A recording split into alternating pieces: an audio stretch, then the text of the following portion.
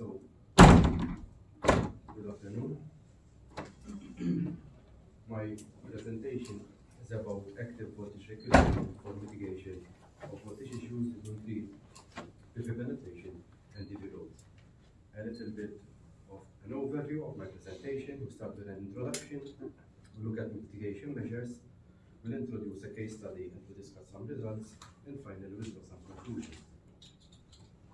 So, with increased renewable energy system penetration in the power network, the grid is experiencing a radical change in terms of power flows. So the power flow is no longer in a unidirectional fashion, but is moving towards a bi or a multi-directional power flow. So this brought several challenges for DSOs to maintain good power quality, particularly with voltage variations. So with the drive towards the electrification of transport, the load is increasing also on the existing network. So now we have a twofold problem. You have potential reverse power flow during the midday when you can have penetration of PVs, energy from renewable energy sources, and voltage drops, potential voltage drops during evenings when consumers arrive home and charge their EV car. So now the voltage is varying beyond the allowable limits set in the N50160 standard. So what are the mitigation measures? So the first one is network reinforcement. However, it of course involves large investment. It needs a lot of planning, and it's a long time solution, long time to implement. Then you have the on-load step changer on distribution transformers. This can both mitigate voltage rises and voltage drops.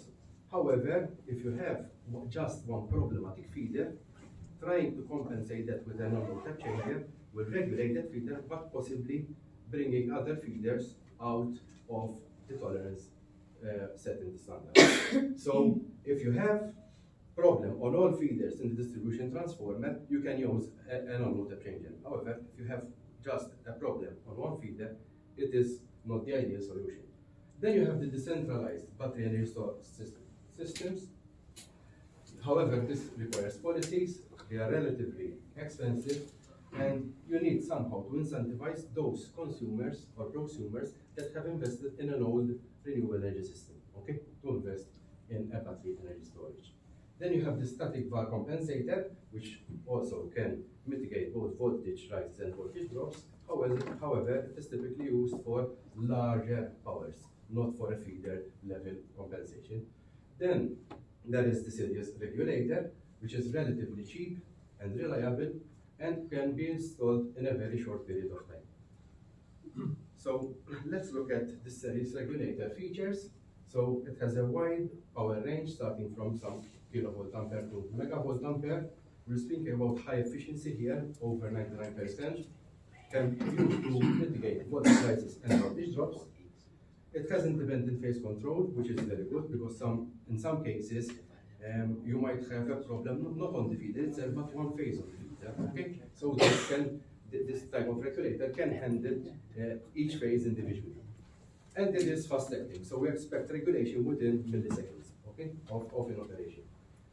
Installation locations of this voltage regulation, so it can be installed instead of an on-load step changer, in the sense that it can mitigate all feeders altogether. It can be installed to compensate one feeder or even half of the feeder or some parts of a feeder, and also it can be dedicated to a load in the consumer premises, being single or a three-phase. One of the advantages of this series regulator is it can be easily relocated in case that network reinforcement takes place. So imagine you have the series regulator, which is put in application, and then you reinforce the network where it is located. So it can be easily put in another problematic area in very short period of time. So let's look at a little bit about the topology. Basically, a series regulator is made up of two series connected transformer windings for each of the phase. For each phase, and they are both driven through a thyristor-based able. The reason for this driver is to achieve both combination of series aiding and series opposing, okay, orientation of the transformer windings, and also a combination of both. So the operation in principle, so basically the regulator has a set point for the nominal voltage and some tolerance bands, which are typically set to 5 to 7%. So as long as the voltage is within the tolerance band, the regulator, as soon as the voltage goes beyond the tolerance band, the regulator kicks in and starts regulating. On the slide, I'm showing a table of a typical voltage regulator with plus or minus 6% regulation, and I'm showing this switching scheme. So for instance, to have a plus 6% compensation, you switch on the two transformer winding in series aiding. If you want a minus 6% regulation, you switch the two windings in series opposing. For instance, if you need to regulate by 3%, you switch one in series aiding and one in series opposing to get the intermediate step. So, a case study, a problematic very long feeder in a semi-rural village was identified. It has 25 single-phase and 8 three-phase consumers and had problems both with voltage drops and voltage rises. However, the problems were towards the end of the feeder, not at the start of the feeder. So, a regulator of 110 kVA with a plus or minus 6% was installed at about 70% of the feeder length, and the performance was locked. It was locked over 7 days, both the input supply side, the uncorrected voltage, and the output load side with the corrected voltage. The nominal voltage was set to 240 volts. The reason being is that this feeder had problem mostly related to voltage drops rather than voltage rises. So to compensate a little bit for that, we increased a little bit the set point for the nominal voltage. The uncorrected voltages, you can see the three phases there. You have the green and the red, which were quite okay. However, with the third phase, the L3, the blue one, we can see the voltage variations, particularly towards the lower tolerance band, that's exceeding the limit of the minus 10% of the standard. So if you look at the bottom graph, that is after the regulator on the load side, you can see that the voltages were contained within the nominal voltage plus or minus 4 volts, so quite regulated. The variations going below the minus 10% were almost all regulated, except for one cell. However, that instant is very small, so it still falls and divides by the N50160 standard.